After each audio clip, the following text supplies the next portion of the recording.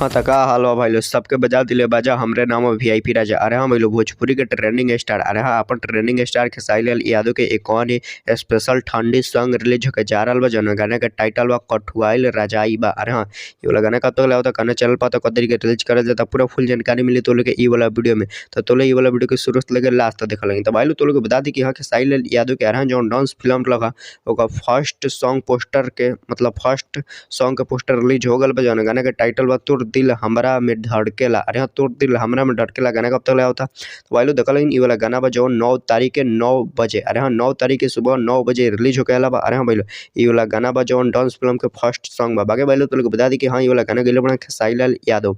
और भाई लोग तो लोग बता दी कि हाँ तोर दिल हमरा में धड़केला गाना लिखल बना कृष्णा बेदर्दी और म्यूजिक डायरेक्टर भी बना कृष्णा बेदर्दी। बाकी भाई लोग ई वाला गाना अरे हाँ तोर दिल हमरा में धड़केला गाना कल सुबह अरे हाँ 9 तारीख के 9 AM यानी 9 बजे सुबह में रिलीज हुई। और भाई लोग ये वाला गाना बा जौन डांस फिल्म का फर्स्ट सॉन्ग है। तो भाई लोग गाना बहुत ही बवाल बा बहुत ही जबरदस्त बा। और भाई लोग ये गाना ग्लोबल म्यूजिक जंक्शन पर रिलीज होके वाला बा।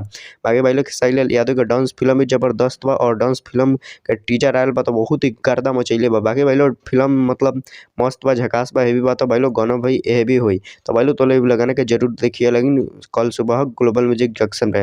बाकी भाई लोग तो लोग बता दी कि खेसारी लाल यादव के अरे कठुआइल बा रजाई अरे हाँ कठुआइल रजाई बा गाना कब तक लिए आवत है। तो भाई लोग देखल कठुआइल रजाई बा ये वाला गाना बहुत ही बेस्ट बा बहुत ही झकास बा। और भाई लोग ये वाला गाना बहुत ही हेवी बनावल गल बा और बहुत ही अच्छा बनावल गल बा। बाकी भाई लोग तो लोग बता दी कि खेसारी लाल यादव के ये वाला गाना अरे हाँ ये वाला गाना कठुआइल रजाई बा बहुत जल्दी तो लोग के सामने आवे वाला बा। अरे हाँ हमरा सुने में आयल बा कि हाँ ये वाला गाना बा जौन अन्नपूर्णा फिल्म से आवे वाला बा। बाकी भाई लोग ये वाला गाना के लिखे मतलब लिखले बना अखिलेश काश्यप। अरे हाँ ये वाला गाना के लिखे बना अखिलेश काश्यप म्यूजिक डायरेक्टर बना आर्या शर्मा।